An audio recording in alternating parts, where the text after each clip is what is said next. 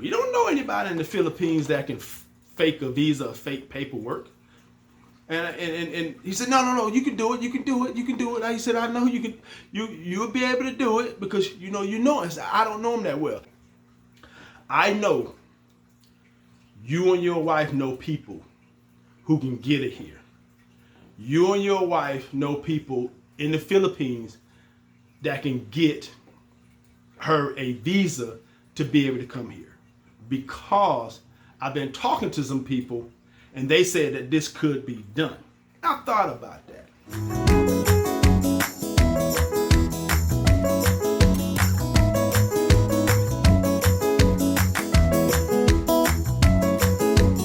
Hello everyone. Welcome back to the channel. My name is Jonathan with Black Man Filipino Wife, where I really appreciate you stopping by, and I hope you would take a little time out of your busy schedule to learn and grow with us. Today, I wanted to basically go over a situation that happened to myself and to my wife. And if you know anyone like this, guys, you just gotta kind of cut these type of friends off. You gotta just don't deal with them because they're really not your friends and they really are trying to get you sent to federal prison. So let me give you the backstory of the situation.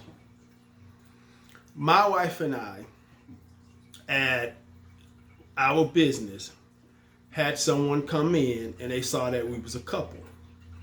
And he started talking to us and said, "Hey, is your wife Filipino?" I'm like, "Yes." He's like, "Oh, I'm talking to this a Filipino woman and I would love for your wife to meet her."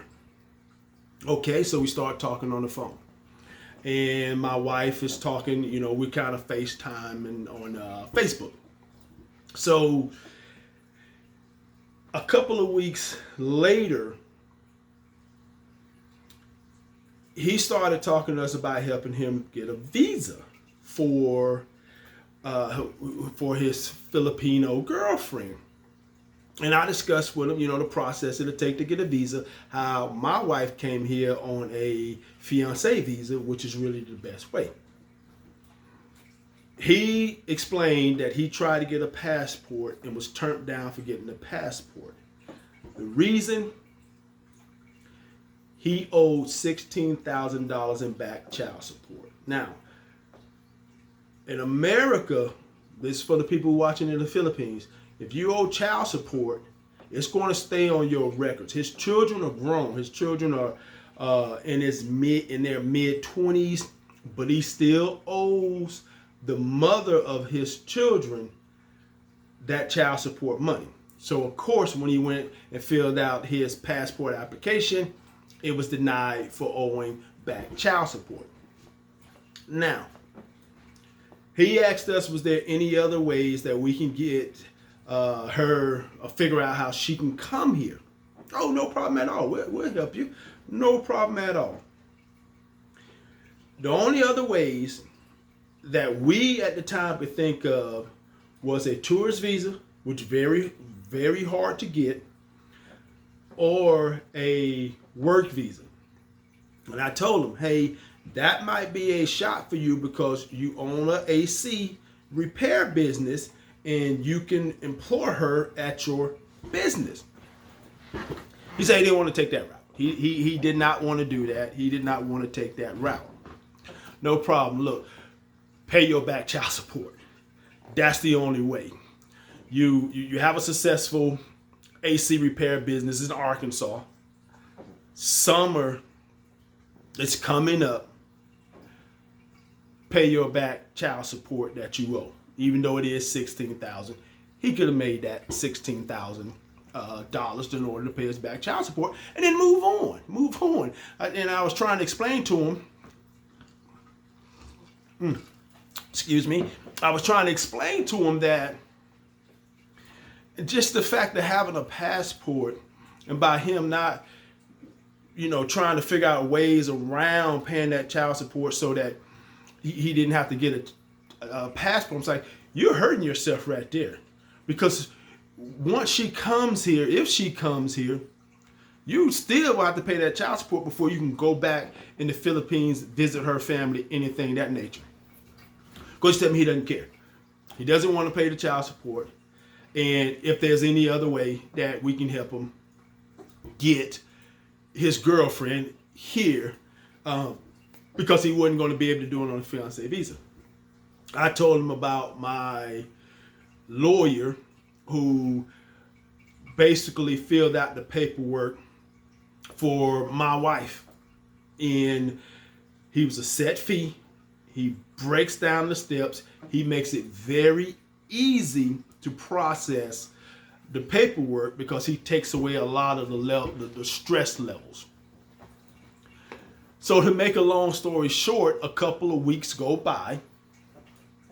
He comes back in. We're FaceTiming her. She is now becoming a real good friend of my wife. They know each other areas from where they grew up. So my wife is talking to her about visiting her when we go back, different things to that nature. Well, he comes in after he spoke to the lawyer. He comes in a couple of weeks later, because this is a process, and he says, "Well, I can't get him here, get her here on that, on the fiancé visa. Can you, since you own a business, process her paperwork for her to be able to come here on a work visa?" And I kind of thought about that, and I asked him, I said, "Well, why can't you just do the paperwork to have her come under your business?" And I knew his mother was a partner in his business. I said, "Your mother can vouch for her also, and both of you can sponsor her under your business." So when I asked him about setting it up with his mother and under their business, again, he was like, "Well, I kind of don't want to do that because I don't want to ask my mother and I don't want to put my mother through that." And I'm thinking, but you want to ask me and my wife to do that. So when she gets here, she's our main responsibility, not yours. Okay. So I told him, look, the best way for you to get here, the easiest way, as the attorney told me and my wife, was going to be on the fiancé visa. So he had to go catch a AC repair call. He said, "I'll be right back. I'll be right back." Excuse me. He said, "I'll be right back." So he came back the next day. And he looked at me, and my wife was over to the side doing something, and we were talking. He was like, look, I know you and your wife know people who can get it here. You and your wife know people in the Philippines that can get her a visa to be able to come here. Because I've been talking to some people, and they said that this could be done. That you can get a fiancé visa, you can get other visa by paying people in the Philippines. And since you guys have been there, you guys probably can easily find out someone that will be able to do this. And it just took me a quick second to think about it. And I looked up at him and I said, we don't know anybody in the Philippines that can fake a visa or fake paperwork. And he said, no, you can do it. He said, I know you can. You'll be able to do it because you know. I said, I don't know him that well. He said, just offer them money. You pay. You tell them I'll pay them. I'll give you the money, and you give them the money, and you just get it here however we can get it here. And he said, just think about it. And then, of course, he ran off because he at this time was supposed to catch another call for AC repair that he was late and he was going to, so he just kind of ran off. And when he left, I started talking to my wife. I said, did you hear what he said and did you understand what he said? He asked for our help to get her here. We told her we'll do what we can do to help you get her here. But we were talking legally. We was talking getting her here through basically helping him going through the steps to get her to this country on a fiancé visa. He started talking at the end, getting some type of paying someone to get her in this country. And I thought about that. I thought about the audacity of somebody to ask someone else to commit a crime that was going to get them federal prison time. I'm not going to prison for nobody.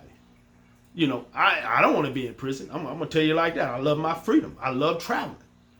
But not only that, think of the things that he was asking us to do. One, my wife is here on a green card. She has a 10-year. She could have lost that. She could have been sent back after serving her prison time. I could have served prison time and had my passport revoked. So now I'm not leaving outside of this country, and I can't go and visit other countries and stay in the Philippines like our goal is actually to do.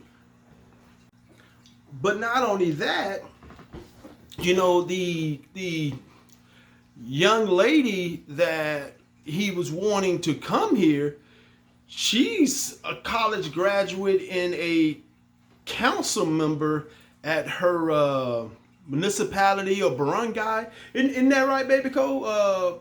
Council member, right? Council member. Okay, so she's a council member, so she has a lot to lose. And it was real strange to me that he was even wanting to put her in this situation, which I thought, you know, he had to have a pair of you know what and pretty brave to sit there and think that he was going to, you know, try to get me to do something that was going to get myself, my wife, and possibly her, if she would have tried to come here and they would have caught her with all that fake document, prison time. While his hands are basically washed because he was going to give me the money for me to give the person. He specifically said, hey, you take care of all this. I don't want nothing to do with it. I'm out of it. And of course, I told him that wasn't going to happen when he came back. I told him that wasn't going to happen because I'm not going to risk doing anything like that because I enjoy too much traveling, going to the Philippines, and I enjoy my freedom too much. And if he wanted to do it, he can actually do something like that himself. But my wife and I weren't going to do it. Pretty much he understood and he kind of backed away because I got pretty upset when I told him. But my thing was, you know, how did he have the audacity to ask someone else to do that? So now we're off for a couple of days and one of my employees are watching the business. Very smart guy. He actually has a contract for the military. He's a writer, kind of like a technical writer. And he put together technical manuals for the military. So while we're off for a couple of days, this guy comes back and started talking to my employee. So when we went back, my employee was like, hey, such and such was talking bad about you. He was ready. He said, man, I don't believe he was talking that bad about you. He was like, John, I mean, really? And I said, look, I don't care what he said. I said, I'm not going to federal prison for him or nobody else. So all that he said, you can kind of keep over there. I don't even talk to him. I cut him off, and we're just not going to have any more conversations. And I wanted to share that with you because There are people out there that will put you and your life and your freedom in jeopardy. There are people out there that would sit there and try to get you to do something to sneak somebody in this country, but then they won't do it. And that's wrong. So if you know anybody like that, you know, that's when sometimes you just got to cut people off. And then if you're a Filipino woman and someone's trying to get you to do something like that, you got to stop and think about all that you putting in jeopardy. Because not only if it doesn't work out and you're not getting here, you basically just damage 100% your chances of ever coming to America if that's one of your goals in life. So don't do it illegally. Take the legal steps to come to America. So I hope you learn for this. I would love to hear your comments of what you think. If you know someone like this, or you heard of a story that something like this actually happened, please put the comments below so we all can learn from it. You know, that's what we are about here at Black Man Filipino Wife, is learning and growing. You know, time and things change. So, you know, I thank you for stopping by. Please share this video. Smash that like button. And if you haven't subscribed, please become a subscriber. We have plenty more to share with you in the future. Once again, I thank you. I know your time is important. Goodbye.